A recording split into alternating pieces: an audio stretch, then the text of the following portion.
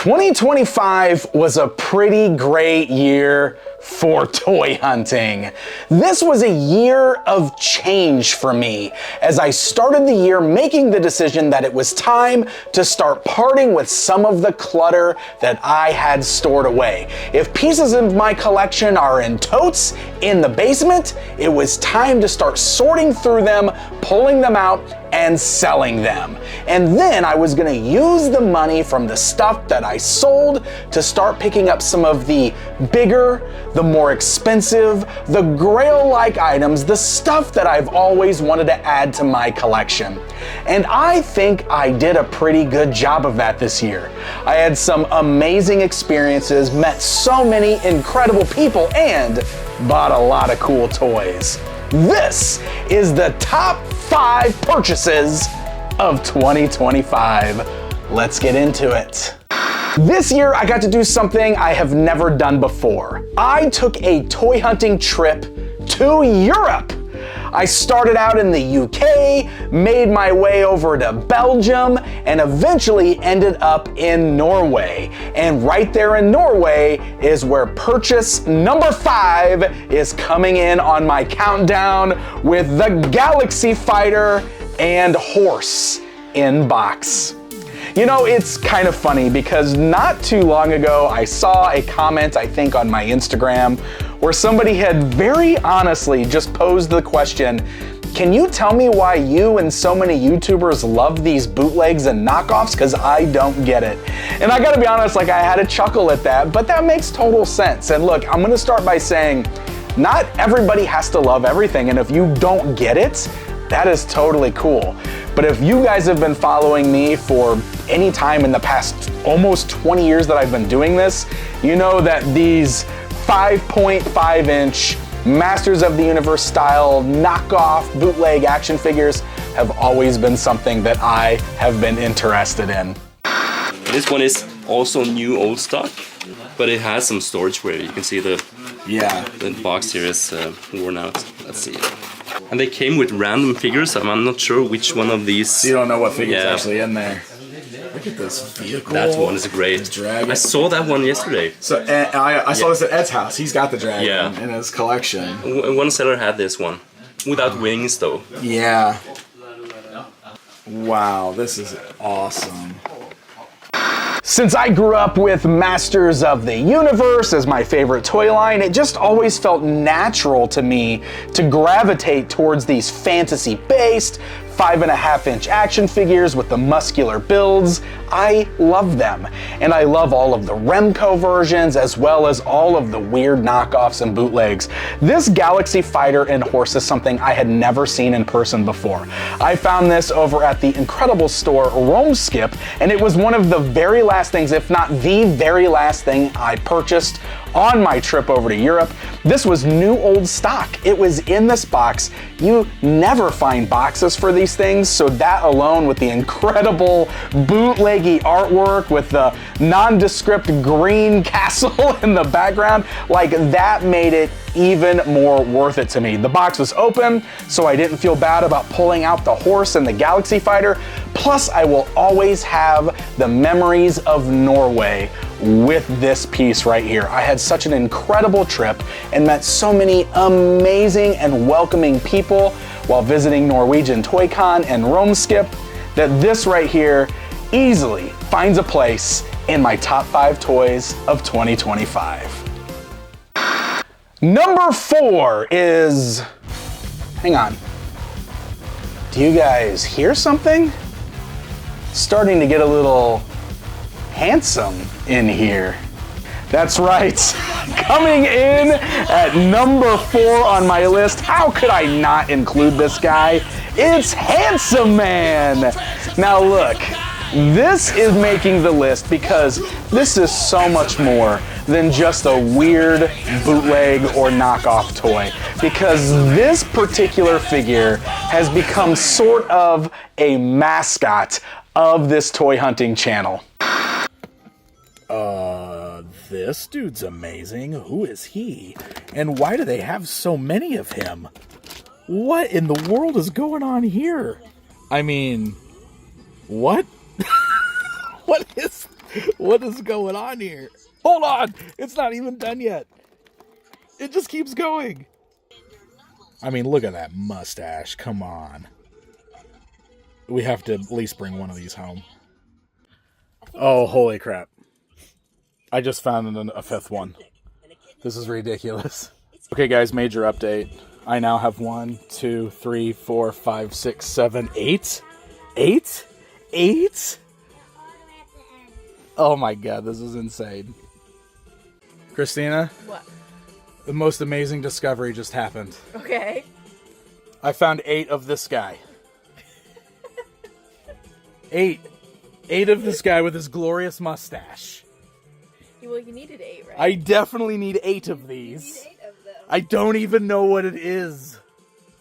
Do we need to Google search it? It all started when we found a store here in Illinois called Grumpy Bob's Emporium.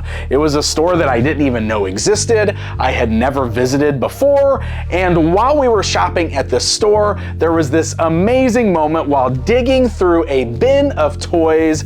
I found 8 of the exact same weird bootleggy action figure. In that moment, I knew it was so strange and so funny that I just had to buy all 8 of them. And I named him in that moment Handsome Man, because I had no idea who he was. And I mean, just look at that mustache and those piercing blue eyes. So this took on a life of its own because Handsome Man sort of became a Pixel Dan Toy Hunts meme. The incredible band The Deadheads wrote a theme song for him, which you can go over to Bandcamp and you can purchase for yourself. They even did a vinyl record of it, which you can also purchase. It's incredible. Handsome Man came with me over to Europe, and every single time I now visit a toy show or a convention, people are asking to see Handsome Man. It's hilarious, and that alone makes this such a special figure to me because this is what toy collecting is all about as far as I'm concerned. Having fun, creating memories. We made something that we can all laugh about together. And just in case you're wondering, no, I still haven't identified exactly what toy line Handsome Man is from. I've actually had myself, my good friend Ed from Ed's Retro Geek Out, lots of other people who are into bootlegs and knockoffs looking to see if we can identify exactly who this is, and so far we have been unsuccessful. We have found the closest thing so far, which is a knockoff line that was called X-Force. Not the Marvel X-Force, but a toy line called X-Force. It was all military characters. They had the exact same body as Handsome Man with the weird articulation cuts on the elbows and knees, but he himself is not part of that toy line. So it's very possible that he may be a knockoff of a knockoff. Look, I ended up with 8 of these. I gifted one to my friend Ed at Ed's Retro Geek Out, so one of them is now living in Belgium. And then another friend who is also here in Illinois, my friend Pack Rat Studios over on Instagram, found another one at a flea market and sent it to me, so I'm back up to 8. And he even made me a custom action figure that came from He-Man. I mean, come on. How could this not be on my top 5? So for number 3 on the list, surprise, surprise, it's something Masters of the Universe related. But when you've been collecting Masters of the Universe for as long as me, you start looking for things outside the realm of toys. You see, I've got all of the action figures for that original toy line. I've got the vehicles, I've got the play sets. Aside from some pretty rare variants and international figures, I'm mostly good on those toys. So I find myself really drawn to the weird and wonderful merchandise released in the 1980s. I actually started off the year by picking up a beautiful vintage Masters of the Universe pinball machine, and I got several other pieces of merchandise throughout the year. One of the things would actually be on this list because it's a big one, but I haven't actually edited or posted that episode yet, so it doesn't make this list. But instead, what I'm placing at number 3 is the vintage Masters of the Universe record player. Now, the reason the record player makes the list is because there's actually a special story that goes with this. You see, this record player is one of the merchandise pieces I have been after for many, many years. I've seen it at shows multiple times. It's never quite been in the price range that I wanted to pay, or I just missed out on it. Earlier in the year, in April, at the Kane County Toy Show, I was hunting with my good friend Craig from Not Another Retro channel, and one slipped through my fingers as somebody got to it before me. And in that moment, I was a little disappointed because I had already told Craig that was the main thing I was looking for at the show. Fast forward to October at Retrofest, Arkansas, when Craig surprised me with this. He had actually gotten one that came in through Dallas Vintage Toys. He secured it for me. He brought it to the show and sold it to me for an incredible price. So this is one of those things that is extra special because one of my friends went out of his way to make sure that I could get it, and I will never forget that. That is amazing. So the record player itself does work when you plug it in. It's just missing the needle, which is something that I am still trying to locate. I'm trying to get a needle for this record player so that I can use it. But even as a display piece, it is absolutely beautiful, and it is certainly one of my favorite Masters of the Universe merchandise pieces in my collection. Number 2 on my list is another one that came from my trip overseas, this time from the UK. I have to give a very special thanks to both my new friend, Mr. Dan Plastic, as well as Ed from Ed's Retro Geek Out for this incredible Action Force Robo Skull. The Robo Skull is a vintage toy that I have wanted ever since I learned about it back in, I think it was 2013, maybe 2014, when I went to Joe Fest. I got to learn all about the Action Force line from the UK at that, and the red shadows always stood out to me. I mean, come on, this is a skull-shaped ship.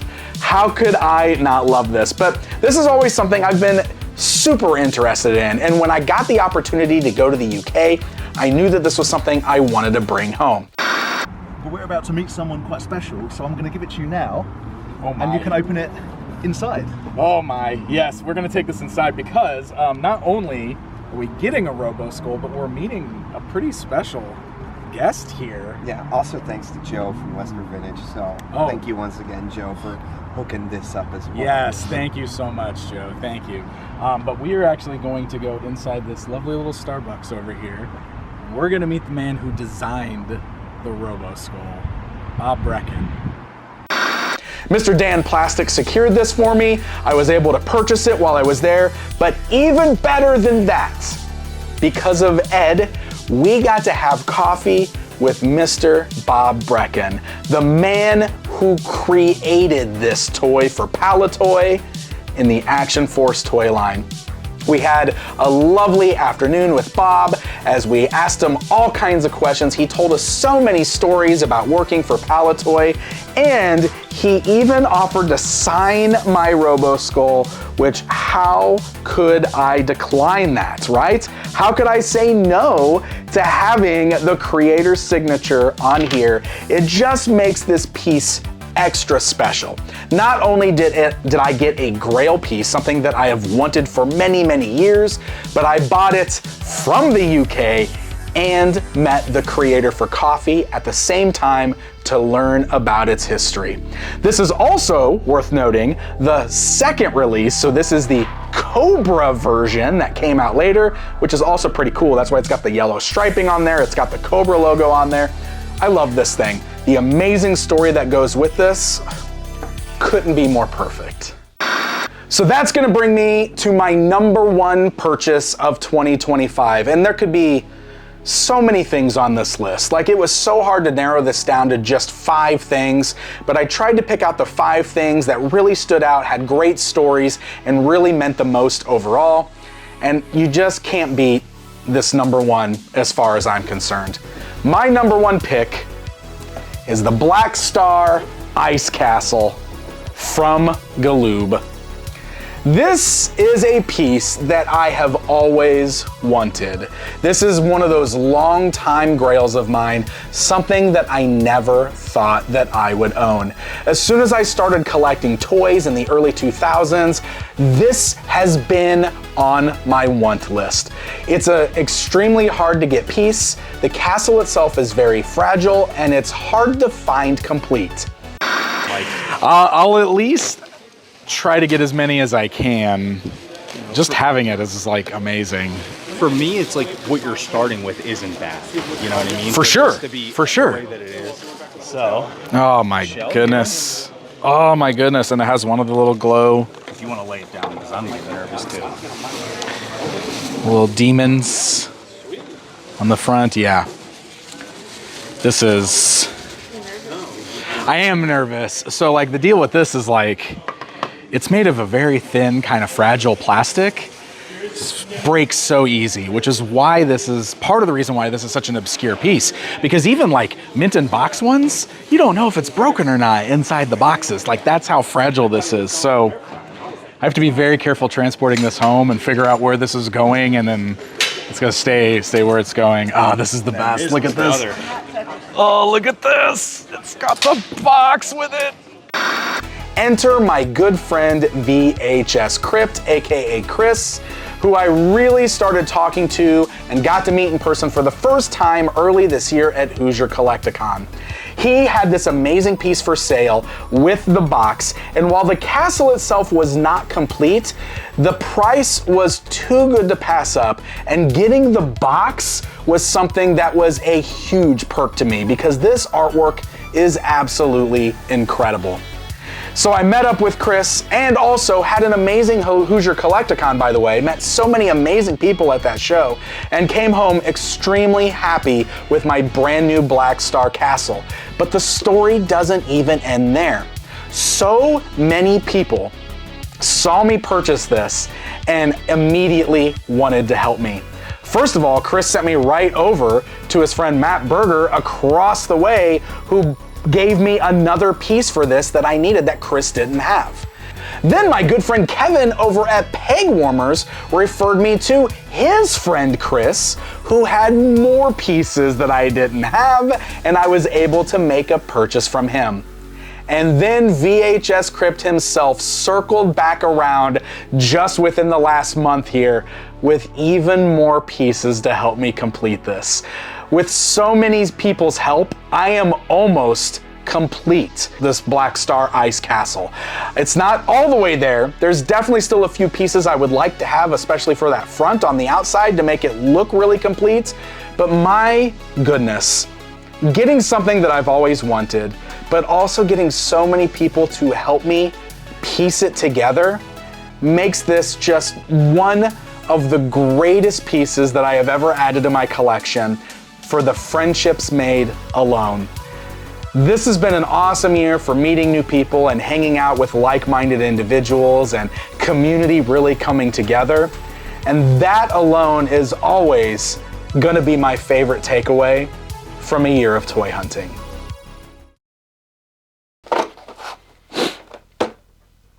Before we go, there's one more thing I want to talk about.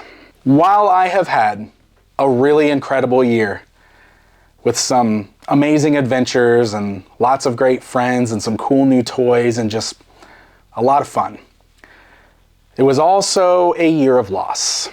Towards the end of the year, pretty quickly, pretty unexpectedly, I lost my friend Billy, who is well known for producing a show here on YouTube called The Game Chasers. I met Billy 15 plus years ago when we were both working for RetroWare TV. For the last 15 years, Billy has been a constant in my life.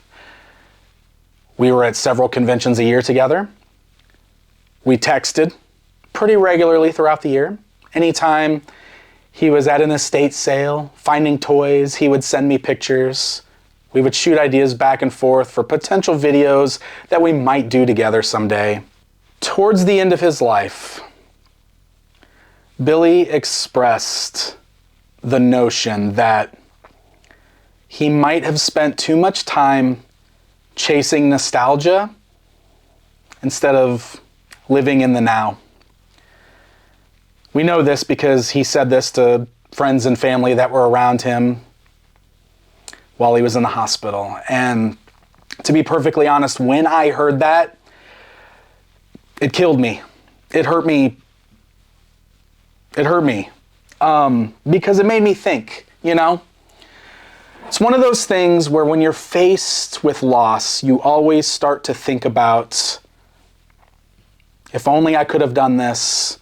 Have I been spending my time correctly? It's a natural thing. But I'll be honest, like that hit me hard.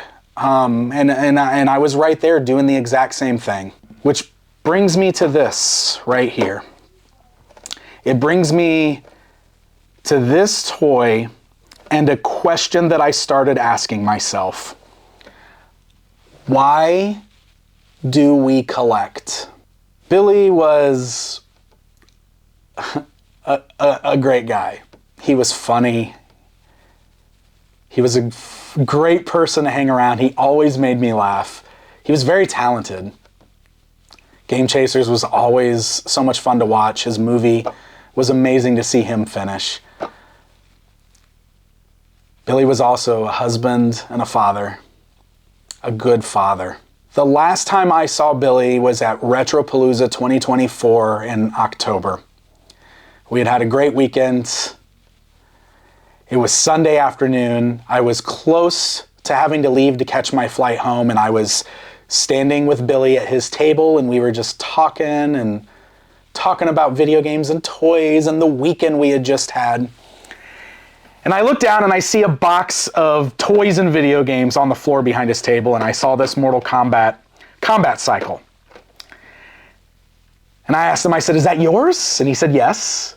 And I picked it up and I was looking at it, and I just started doing that thing I do. I went full toy nerd on him.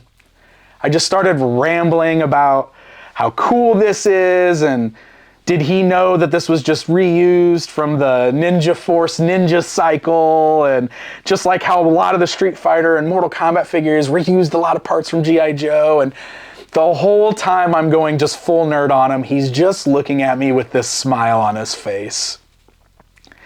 And when I finally get done being a geek, he goes, "Well, that's for you." Of course, I asked him if he was sure. He said, "Of course." I tried to pay him. He wouldn't take a payment. He was just happy that it made me happy. That was Billy.